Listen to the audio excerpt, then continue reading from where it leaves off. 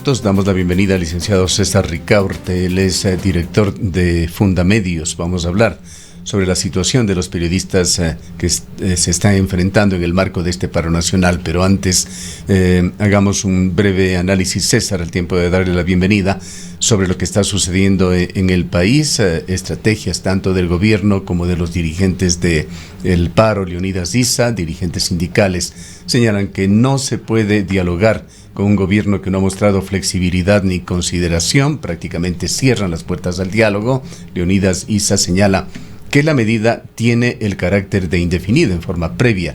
Antes de que se inicie, había señalado que pretendía embular los grandes movimientos que promovieron los sectores indígenas en los años 80 y 90. Por otra parte, el gobierno está estableciendo sus estrategias de acuerdo con un criterio generalizado.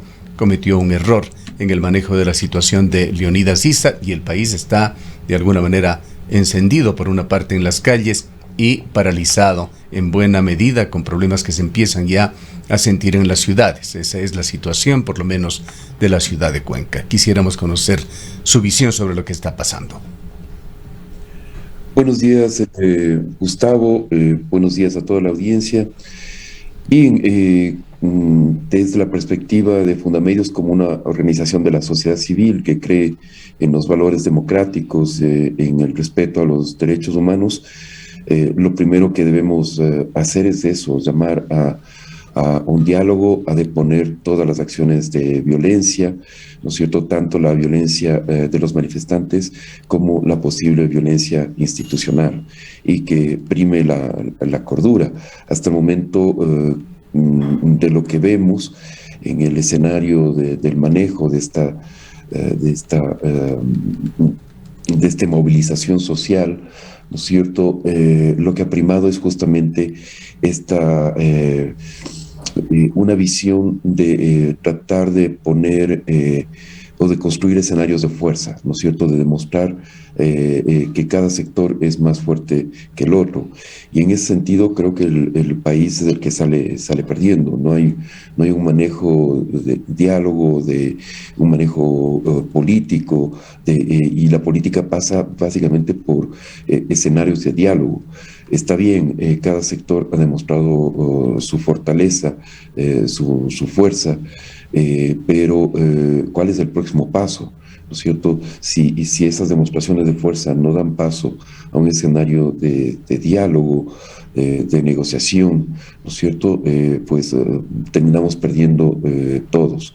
Lo que importa en este momento es que realmente se depongan las medidas de fuerza, cese toda violencia, ¿no es cierto? Eso yo creo que es indispensable, y que se pueda negociar. Y de esa forma que el país gane, que no sea un solo sector el que se sienta triunfador o ganador, sino que sea el país entero. Es hora de pensar en el país, en los 15 millones de ecuatorianos que vivimos en este país, y que necesitamos realmente que se acuerde una agenda para que crezca el país, que se desarrolle el país y que se respeten las instituciones democráticas, se construya democracia, se construya un mayor respeto a los derechos. César, muy buenos días. Sin embargo, vemos que esta posibilidad de diálogo se va cerrando cada vez más. Las protestas se están intensificando, vemos un mayor número de vías cerradas, vemos mayores y más agresivos enfrentamientos. Uno de estos casos fue el que ocurrió en horas de la noche de ayer en la Universidad de Cuenca. Nos preguntamos entonces si estas posibilidades de diálogo entre las partes, bajo estas consideraciones que usted nos manifiesta de deponer posiciones, es realmente posible, o nuevamente vamos a requerir de alguna mediación de algún organismo internacional, de la Iglesia ecuatoriana, que también se ha pronunciado ya en este sentido. Recordamos las protestas del año 2019, lamentamos la cantidad de pérdidas humanas, de personas afectadas con la pérdida de un ojo, por ejemplo, entre otras circunstancias de daños en la infraestructura. Fueron, creo, si no me equivoco, 11 días de paro. ¿Qué deberíamos hacer ahora para que esto no siga progresando? Es que finalmente todo va a desembocar en un diálogo, o sea, no hay otra salida, ¿no es cierto? O sea, por más que las partes en este momento, como digo, estén en una condición en la cual cada una quiere demostrar que la otra es más fuerte, ¿no es cierto? Por un lado, las instituciones estatales, el Estado y el gobierno, quienes administran el Estado en este momento, quienes hacen gobierno, quieren demostrar que tienen esa fortaleza de las instituciones estatales y por otro lado de la misma aplicación de la ley, ¿no es cierto? Eso es lo que se ha esgrimido en el caso de la detención de Leonidas Issa, de que todos los ecuatorianos debemos responder ante la ley. Y eso es un argumento importante también, no es soslayable, es un argumento muy, muy potente. Pero esa demostración de fuerza institucional tiene que ser acompañada por gestos que encaminen el manejo de este conflicto social hacia una mesa de diálogo. Porque no hay otra salida. Como digo, no hay ninguna otra salida. Como bien dice usted, esto se dará ahora entre nosotros, o se dará mañana, o se dará pasado mañana con la mediación de un organismo estatal, o supranacional o internacional.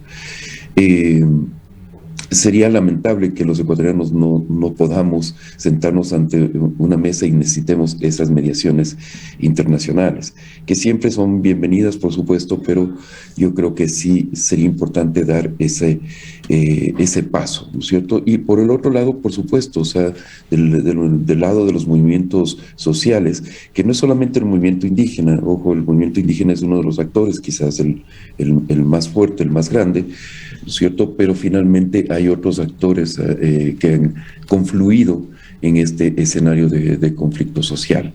Y es exactamente lo mismo, o sea, pueden sacar a decenas de personas, bloquear las carreteras, dar justamente de nuevo esa señal de fortaleza, de fuerza, pero tienen que pensar en que finalmente van a tener que sentarse en una mesa a negociar, y que se tiene que hacer además en términos realistas, ¿no es cierto? No imponiendo un plan de gobierno a quienes han obtenido el poder de forma democrática. Hay que pensar definitivamente en cuáles son esos escenarios, esas posiciones que hay que llevar a una mesa de diálogo. Todo va a desembocar ahí, sea hoy o sea pasado mañana.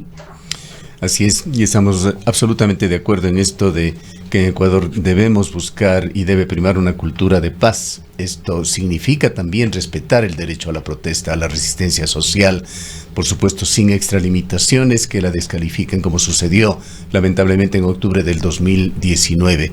Esta estrategia de desgaste que esgrime Leonidas Issa tras su liberación, que ya lo pretendía, pues él quería ser un movimiento que tenga ribetes históricos comparable con las movilizaciones más grandes que ha tenido Ecuador, y está logrando, y lo ha logrado con ayuda del propio gobierno. Pero esto tiene un alto costo para el país. Cada ecuatoriano tiene que pensar que se está afectando a todo el país. Por otra parte está la intransigencia del gobierno en varios temas, en lo laboral, en lo educativo, el descuido en inversión social que ha mostrado el gobierno, que se le venía advirtiendo, pero que no había reacciones. Esa situación del Instituto Ecuatoriano de Seguridad Social, de los hospitales, las políticas extractivistas que son también agenda de los sectores que protestan en estas circunstancias, marcadas con desplantes, por ejemplo, del ministro Vera Grunauer en Canadá, en el primer día de la protesta, pregonando a los cuatro vientos de que se abrirá el catastro minero, es decir, sin dar absolutamente ninguna importancia a lo que se está protestando en el país. Estas posiciones de ambos lados tienen que moderarse para encontrar lo más pronto una situación adecuada para un diálogo franco, abierto y que vaya sobre todo en beneficio de las mayorías del país. Totalmente de acuerdo, Gustavo. es importante también, y como usted señala, que el gobierno también se dé un margen, ¿no es cierto?, para atender los requerimientos sociales, muchas veces muy justos, como usted dice. El país ha sufrido un deterioro en inversión educativa, en infraestructura, ¿no es cierto?, en la salud misma. La pandemia demostró las deficiencias del sistema de salud. Afortunadamente el proceso de vacunación fue exitoso, pero no por gestión del mismo sistema de salud, sino porque hubo una gran minga nacional, llamémoslo así, para que nos vacunemos lo más pronto posible. Pero las deficiencias del sistema de salud están ahí, o sea, la escasez de medicinas están ahí. El gobierno en este primer año ha privilegiado una agenda macroeconómica, ha privilegiado el equilibrar las cuentas fiscales, que no lo ha logrado todavía, pero definitivamente no puede descuidar a los sectores sociales. O sea, eso, y más aún después de lo que ha significado la pandemia, el decrecimiento económico que significó la pandemia, el impacto que tuvo en los sectores sociales económicamente menos favorecidos, sectores medios y sectores bajos.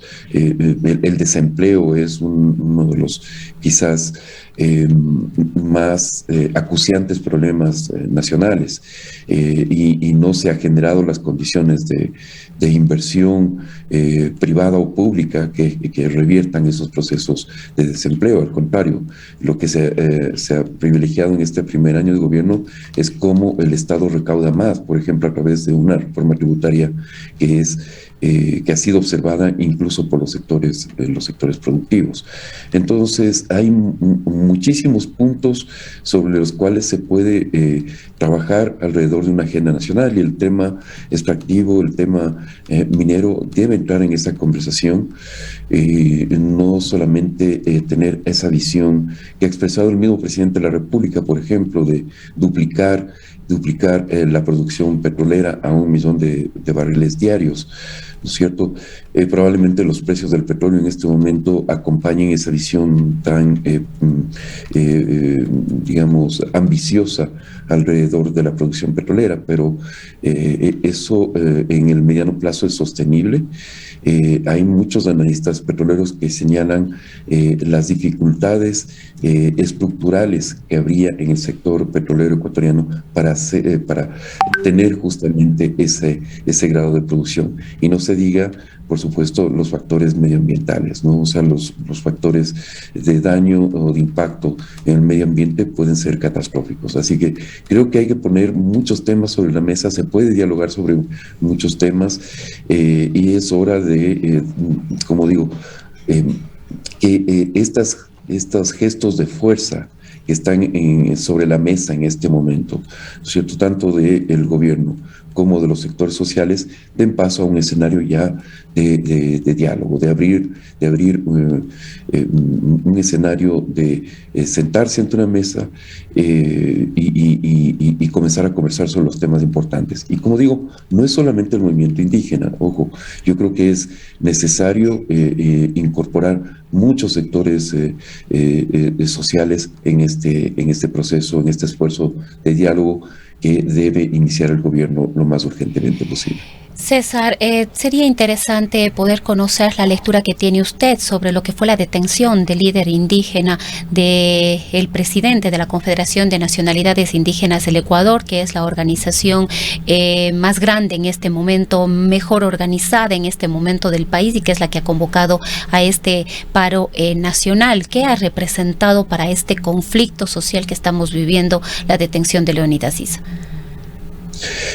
Yo creo que había muchas dudas sobre la legalidad de la detención de Leonidas Issa, incluso agravadas por el comunicado inicial de Fiscalía de que realmente no les llegaba el parte, y que entre líneas calificaba la detención posiblemente de ilegal y arbitraria. Sin embargo, un juez ha calificado que esa detención cumple los procedimientos legales. Dicho eso, desde alguna perspectiva, digamos, hay una lectura legalista sobre la detención de Leonidas Issa, que es el hecho de que ha cometido posiblemente ciertos delitos por los cuales debe responder el señor Issa. Eso lo determinará la justicia, ¿no es cierto? Eso lo debe determinar un juez.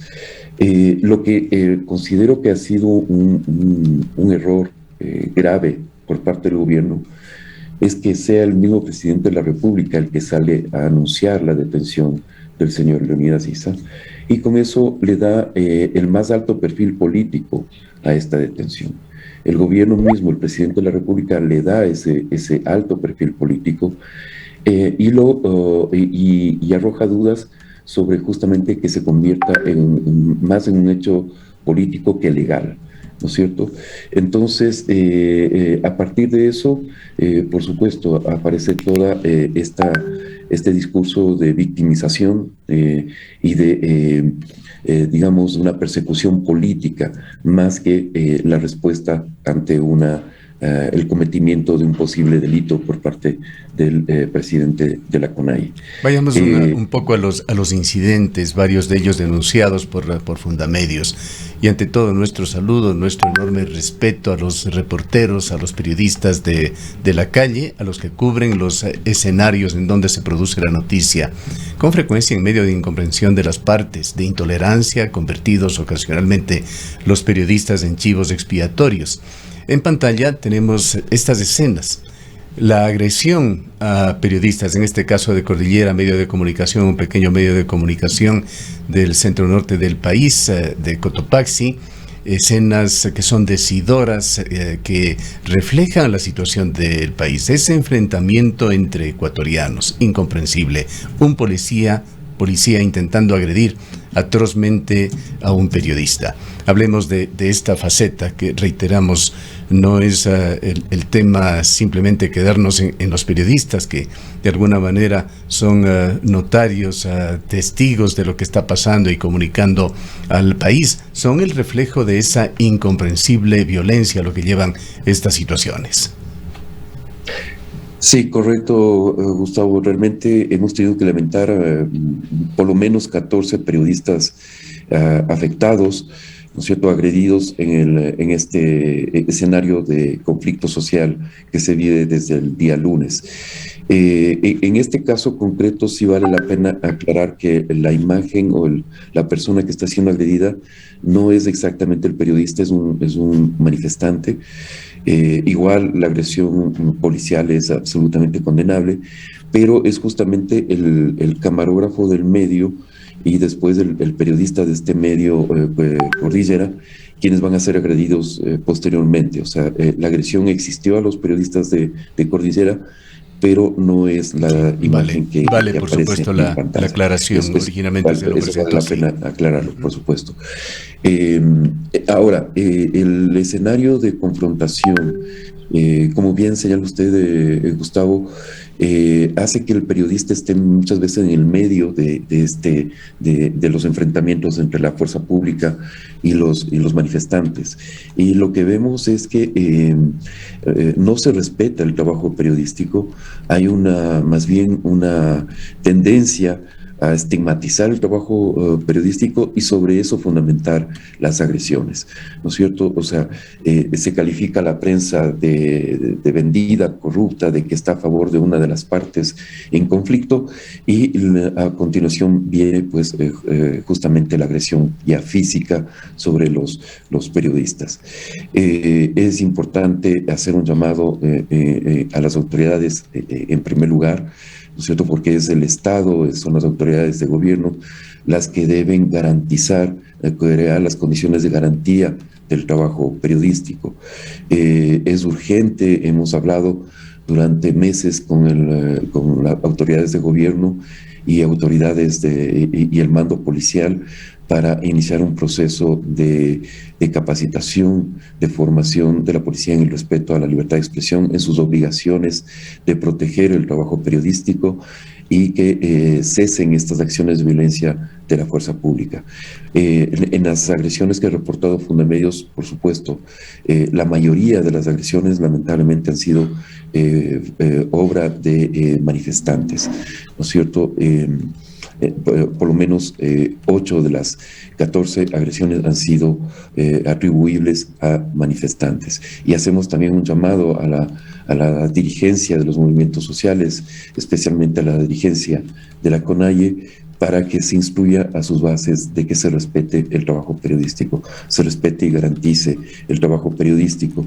Muchas veces también la dirigencia de la CONAIE se ha expresado de una forma despectiva alrededor del trabajo de los medios de comunicación, y eso yo creo que alimenta el fuego. Es hora de no alimentar el fuego, más bien de propiciar que el trabajo periodístico se desarrolle en condiciones de seguridad y de evitar la mayor cantidad de riesgos posibles para los periodistas que están, básicamente aquellos periodistas que están de a pie, que están en primera línea, ¿no? Que están en el escenario, ¿no es cierto? Que Ahora, están ahí. César, además de sufren las consecuencias de estas acciones. Sí. César, además de este importante trabajo de identificar los casos de agresiones bajo estas circunstancias a los periodistas, como usted mismo dice, quienes están en la calle, quienes están haciendo las coberturas, ¿hay un seguimiento adicional para ver si estos casos llegan a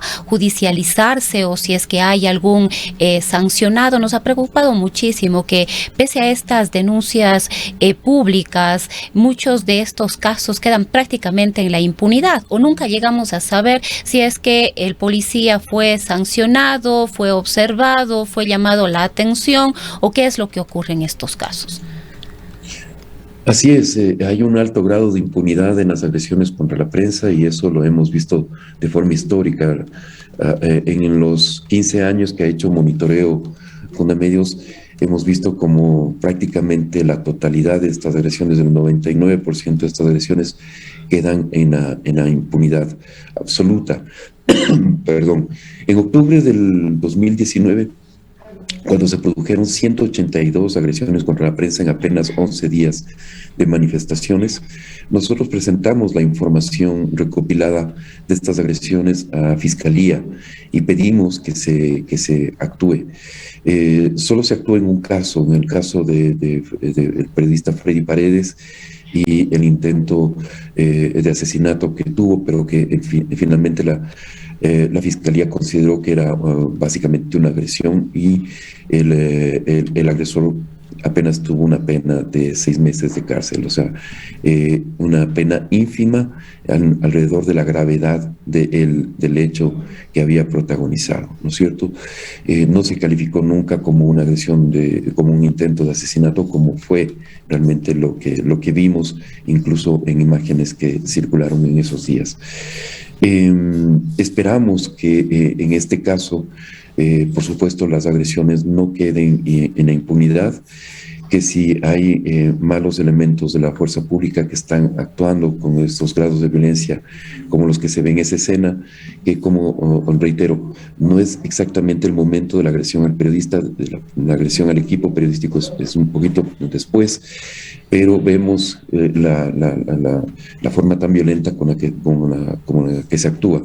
La policía ha señalado en un comunicado que va a actuar contra quienes han protagonizado estos hechos de violencia, lo cual apoyamos definitivamente. Y creo que debe haber una instrucción muy clara de los mandos policiales, del mando civil de la Policía Nacional, del Ministro del Interior, ¿no es cierto?, para que se respete el trabajo periodístico. Y como digo, también por parte de los manifestantes que han protagonizado la mayor parte de las agresiones contra la prensa, tiene que haber un llamado clarísimo por parte de los dirigentes del paro para que cese cualquier acto de agresión contra la prensa. Es interesante también analizar el momento, haciendo relación a los sucesos del año 2019, octubre aquí en Ecuador, y alrededor de octubre hubo sucesos similares en varios países de América, en Colombia, en Chile. Y esto ha generado ciertas corrientes de periodismo o a veces de cómo se ve al periodismo. Ha dividido de alguna manera entre la información de los medios tradicionales, de los cuales se les critica porque reflejan el status quo, con frecuencia defienden los intereses del poder, es lo que se dice, y el surgimiento de una serie de medios alternativos, ahora con la facilidad del Internet. que supuestamente tienen un mayor acercamiento a la verdad, muestran lo que la prensa grande no quiere hacerlo, pero que puede tener distorsiones, transformándose en un periodismo combativo que toma parte, que puede eventualmente caer en agendas de sectores de oposición a un gobierno, etcétera, etcétera. Esta reflexión le invito, César, a hacer sobre la independencia, el pluralismo que debe observar el periodismo en general. No hablaríamos de objetividad por el principio de que somos seres humanos y el ser humano en esencia no es objetivo. ¿Qué es lo que piensa sobre esto? Y cuéntenos también de paso lo que Ecuador Chequea, esa importante iniciativa periodística, hace y pretende hacer en ocasiones como esta en el país.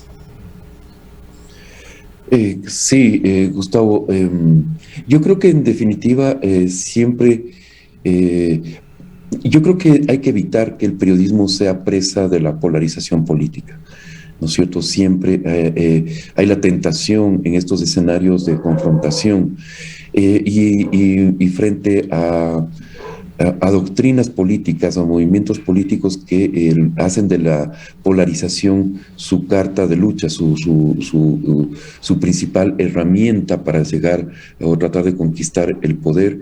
El periodismo tiene que huir de esas posiciones de alimentar la polarización política, sea que sea el medio, sea tradicional, sea un un medio nativo digital.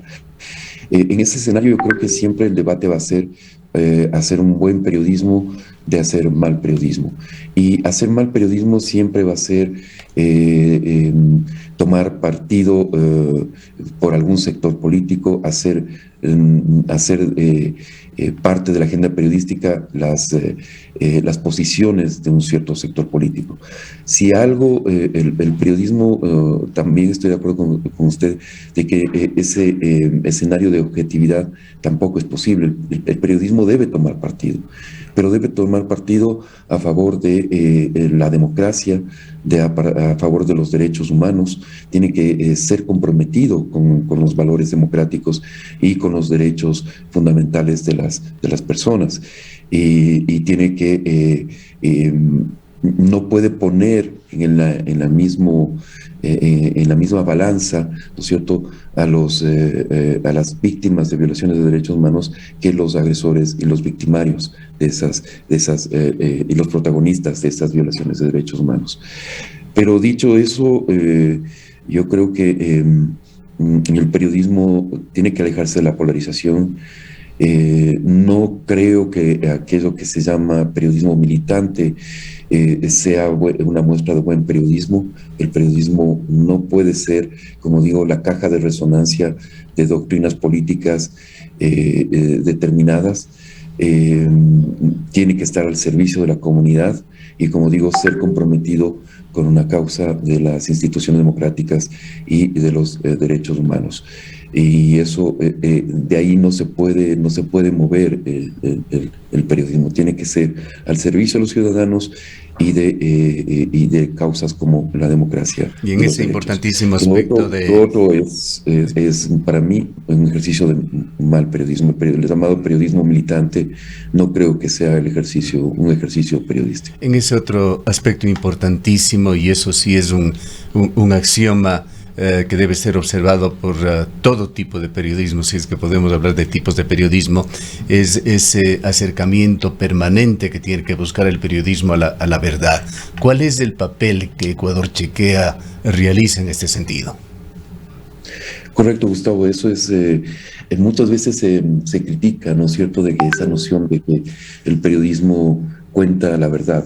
Yo creo que concuerdo con usted que debe ser un axioma que guíe, que sea la brújula del trabajo periodístico, acercarse lo más posible a la verdad, a tratar de contar cómo sucedieron realmente los hechos.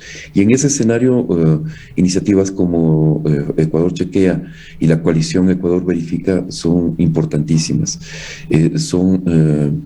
esfuerzos, son medios, son proyectos que en el Ecuador son inéditos, son únicos, y que justamente se inscriben en este nuevo, podemos llamarlo así, en este nuevo género periodístico que es el fact-checking, ¿no es cierto? Es decir, la verificación exhaustiva de información que circula muchas veces en redes sociales o por internet, para que los ciudadanos puedan consumir información verdadera, verídica, confiable, certera, ¿no es cierto?, que sea realmente, y que el escenario público, que el debate público se alimente de verdad, se alimente no de noticias falsas, de información cuestionable, de información engañosa, sino que se alimente de información certera.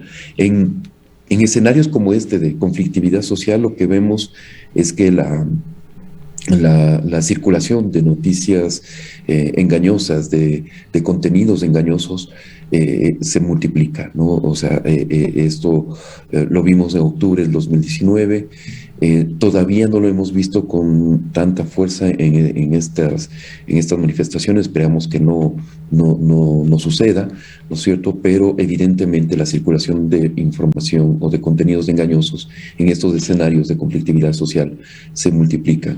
Y en ese escenario yo creo que es importantísimo destacar el trabajo que está haciendo el equipo de Ecuador Chequea, pues está haciendo un seguimiento minucioso de los hechos relacionados al paro nacional, a este escenario de conflictividad social, de primera mano, ¿no? Están en la calle, los equipos de reporteros están ahí en primera línea y están entregando información absolutamente verificada y de primera mano sobre lo que acontece en el paro. Yo creo que se agradece ese